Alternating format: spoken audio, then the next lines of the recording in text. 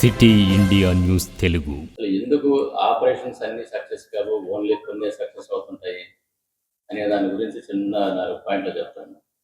Any గుండె operation దాంట్లో బేసిక్గా మనం బైపాస్ చేయాల్సినటువంటి రక్తనాళాల్లో ఎక్కువ బ్లాక్స్ ఉన్నాయా, మల్టీ బ్లాక్స్ ఉన్నాయంటే ఒక రిస్క్ ఫ్యాక్టర్. రెండోది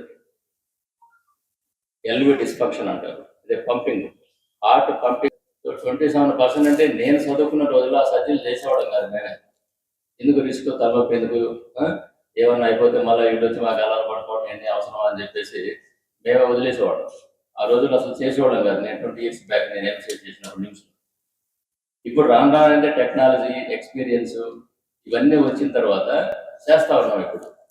సో దానివల్ల అది ఒకటి. సో ఎల్వి డిస్ఫంక్షన్ అనేది చాలా రిస్క్ ఫ్యాక్టర్. అది ఎంత తక్కువగా ఉంటే అంత రిస్క్ ఎక్కువగా ఉంటుంది, చనిపోయేదానికి ఆస్కారం ఉంటుంది ఆపరేషన్.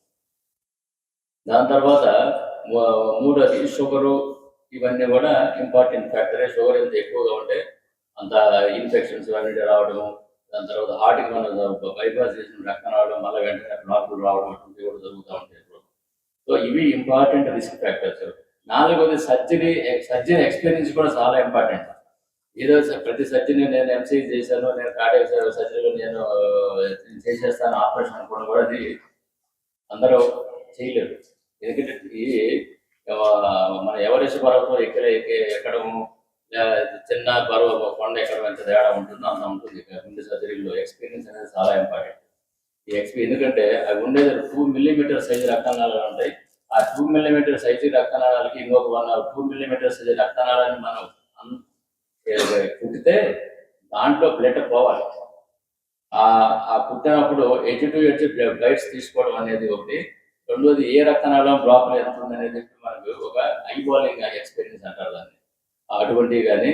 సో ఇవన్నీ కూడా అంటే ఎక్స్పీరియన్స్ చాలా మ్యాటర్స్ ఉంది. అందుకని ప్రతి ఒక్క కామినేనో పేరు చెప్పడం బాగుండదు. ఏదో ఒక హాస్పిటల్కి పోతాం, ఆడెవరున్నారో మీకు తెలియదు, పేషెంట్కి తెలియదు, ఆయనకి ఎక్స్పీరియన్స్ ఎంత ఉందో తెలియదు, ఆయన గురించి పెద్దగా తెలియదు. ఏదో మనం ఆ మంచి ఫేమస్ హాస్పిటల్కి వచ్చేసాం కాబట్టి ఆపరేషన్ మంచిగా జరుగుతుంది అనుకోవడం కూడా అంత ఈజీ కాదు. కాబట్టి ఏదైనా సరే ఇవన్నీ కూడా ఏంటంటే వైటల్ ఆర్గాన్స్, హార్ట్, బ్రెయిన్, ఇటువంటివన్నీ కూడా ఇటువంటి ఆపరేషన్ పోయేటప్పుడు ఒక ఎక్స్పీరియన్స్, ఒక పేరున్నటువంటి హాస్పిటల్, దాంట్లో ఉన్న సర్జన్స్ ఎంత ఎక్స్పీరియన్స్ ఉంది ఏంటి అనేది కొంచెం ఎంక్వైరీ చేసి పోవడం అనేది పోవాలి. అది మీకు అందరికీ చెప్తున్నాను. నేను అందరికీ కూడా ఎవరికన్నా మిమ్మల్ని అడిగినా కూడా ఈ సలహా చెప్తూ ఉండండి. కూడా అయిపోయిన వాళ్ళలో నేను సర్జరీ చేస్తానంటే కాదు. సో ఎక్స్పీరియన్స్ అనేది చాలా ఇంపార్టెంట్. అటువంటి వాళ్ళకే ఈ సర్జరీలన్నీ చేయగలరు. వాళ్ళకే ఈ డెత్స్, మార్టాలిటీ ఎక్కువ లేకుండా ఎక్కువ మంది సర్వైవ్ అయ్యేదానికి ఛాన్స్. రోబోతో కార్డియాక్ సర్జరీస్ అనేటివి కూడా మొదలు పెట్టబోతున్నాం. కొంచెం రిస్క్తో కూడుకున్నదైనా సరే ఎక్స్పీరియన్స్ ఉంది కాబట్టి రోబో మీద స్టార్ట్ చేద్దామని చెప్పేసి రోబో కొత్తగా వచ్చింది, ఇన్స్టలేషన్ అయిపోయింది already. So next month onwards we are going to start that robotic cardiac surgeries also. 4 సార్లు నా దగ్గరికి రావడం, ఏమైనా పర్వాలేదు సార్ చేయండి అనే కాన్ఫిడెన్స్ ఆయన నాకు ఇవ్వడము. మేము కూడా ఏంటంటే పేషెంట్ యొక్క కాన్ఫిడెన్స్ లెవెల్స్ ఏమున్నాయని చెప్పి చూస్తున్నాం. కొన్ని కాంప్లికేటెడ్ కేసుల్లో వచ్చిన కేసుల్లో ఏం కాదులే పడని చెప్పి పడుకోబెట్టి గతి పెట్టి కోజు అనేది ప్రాబ్లమ్స్ అయిపోతే మళ్ళీ రోజు చూస్తానే ఉంటారు కదా, రోజు పేపర్లు వస్తూనే ఉంటాయి. సో అందుకని చెప్పేది అంటే patient confidence level is more important than surgeon experience.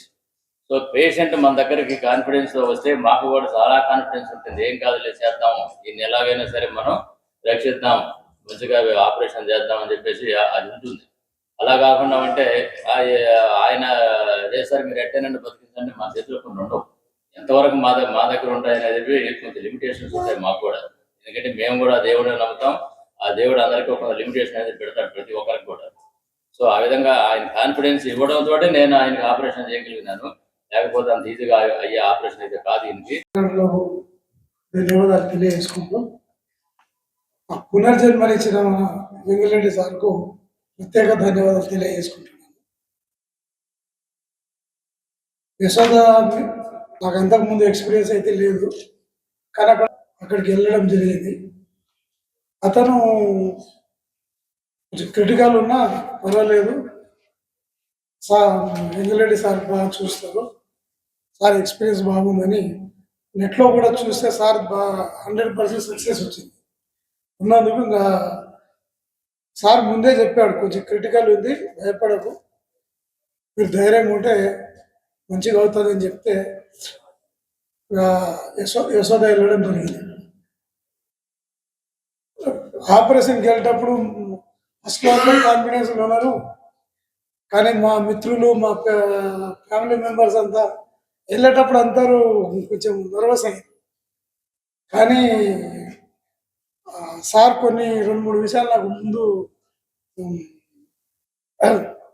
చూపించడానికి వెళ్ళినప్పుడు కొంచెం ఇబ్బంది ఉంది, కానీ కొన్ని పార్ట్స్లో వెయిన్స్ కూడా బాగున్నాయి, అక్కడ ఆపరేషన్ చేస్తే సక్సెస్ అవ్వడానికి ఛాన్సెస్ ఉన్నాయని చెప్తున్నారు. అదొక్కటి నా మైండ్లో ఉన్నది, ఆ ఒక్క కాన్ఫిడెన్స్ ఉన్నది, నేను బతుకుతాలే నాకేం కాదు. ఆ కాన్ఫిడెన్స్ మీద సార్ కూడా మీరు చేయండి సార్ అని మా ఫ్రెండ్ ఇక్కడ మా బాల్య మిత్రుడు వెంబడి ఉన్నారు. ఇంకా మా ఫ్యామిలీ మెంబర్స్ అందరూ ధైర్యంగానే ఉండి ఇంక ఏదైనా కానీ చేయించుకుంటే బాగుంటుంది. ఇక యశోద మీద ఒక నమ్మకం, సార్ మీద మేము నెట్లో ఇక్కడ ముంబైలో నా పార్ట్నర్ ఉంటాడు, బిజినెస్ పార్ట్నర్, అతను కూడా చెక్ చేస్తే సార్ది పేరు బాగుంది, ధైర్యంగా వెళ్ళిపో అన్నాడు. ఇవన్నీ కలగలిపి అక్కడికి వెళ్ళిన తర్వాత సార్ మీద ఒక నమ్మకంతోనే వెళ్ళినాం.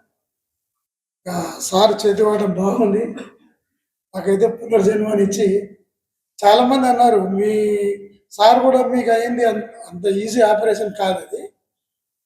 ఇప్పుడు ఇంతకుముందు ఈ ఆపరేషన్ చేసుకున్న వాళ్ళు కూడా అక్కడక్కడ కలుస్తుంటారు సార్, కానీ మీరు తొందరగా కోలుకోవడం చాలా ఇబ్బంది ఉంటుంది. కానీ ఒక నెల తర్వాత నేను లేచి బయట తిరగడం స్టార్ట్ చేశాను. దేవుని దయ వల్ల అన్నీ మంచిగా జరిగినాయి. ఈ సార్కి దేవుడు ఇంకా బాగా ఇది ఇచ్చి ఇంకా నాలాంటి ఇబ్బందికరమైన పేషెంట్లు ఎంతోమందిని కాపాడాలని ఆ దేవుని కూడా ప్రార్థిస్తున్నా. సార్కి అయితే మరీ ధన్యవాదాలు తెలియజేస్తున్నా. టోటల్ యశోద టీం మొత్తాన్ని ఈ ప్రెస్ మీట్లో నేను ధన్యవాదాలు తెలియజేసుకుంటున్నా. అక్కడ నా ఫ్రెండు కోదండరాం లేకపోతే యశోదకి వెళ్ళేవాడిని కాదు. అయితే నిమ్స్కి చెప్పేసారు, ఫస్ట్ నిమ్స్కి వెళ్ళాం, కానీ నిమ్స్కి వెళ్తే నాకు కొంచెం కాన్ఫిడెన్స్ రాలే. తర్వాత కిమ్స్ అన్నారు, 2 అపోలో కూడా చెప్పారు. కానీ ఇంకా మా మిత్రుల వల్ల యశోద మొదటి నుంచి కొంచెం నాకు మైండ్లో కూడా ఉన్నది. ఒక 8 years క్రితం మా అమ్మకు సుస్థ అయితే అప్పుడు యశోద తీసుకుపోవాలని థాట్ వచ్చింది, కానీ తీసుకురాలేకపోయాను. అందులో మా అమ్మని కోల్పోయాను. అందుకనే యశోద ట్రీట్మెంట్ చాలా టాప్ ఉంటుంది, ఎందుకంటే అది అయిన వాళ్ళకే తెలుస్తుంది. ఇంత పెద్ద సర్జరీ అయినా ఎక్కడ ఒక్కరోజు చిన్న పెయిన్ కూడా కాలేదు సార్. ఒక్క రోజు కూడా నాలాంటి ఇంకా ఎంతో మందికి చేయాలని మనస్ఫూర్తిగా కోరుకుంటూ మా ఫ్యామిలీ తరఫున మా మిత్రులందరి తరఫున సార్కి మరొకసారి ధన్యవాదాలు తెలియజేసుకుంటాను. Thank you. 14 years నుంచి షుగర్ ఉంది, షుగర్ బీపీ 2 ఉన్నాయి.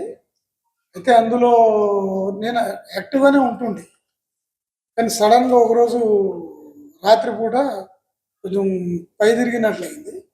ఈ లెఫ్ట్ లెగ్ లెఫ్ట్ హ్యాండ్ 2 కొంచెం తిమ్మిరిలాగా వచ్చినాయి ఒక నిమిషం పాటు.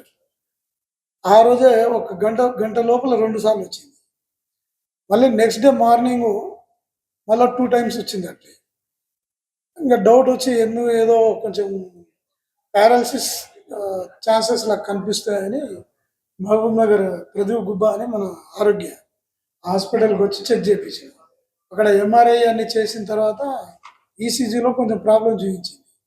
అప్పుడు 2D ఈకో చేయించింది, ఈ మన ప్రణయ్ శామ్యుల్ హాస్పిటల్ చేసిన తర్వాత అక్కడ నుంచి మళ్ళీ ఎంతకైనా మంచిదని ట్రాప్ టెస్ట్ కూడా చేసేసి దాంట్లో నెగిటివ్ కనిపించింది. SVSలో ఎంజియోగ్రఫీ చేయించింది.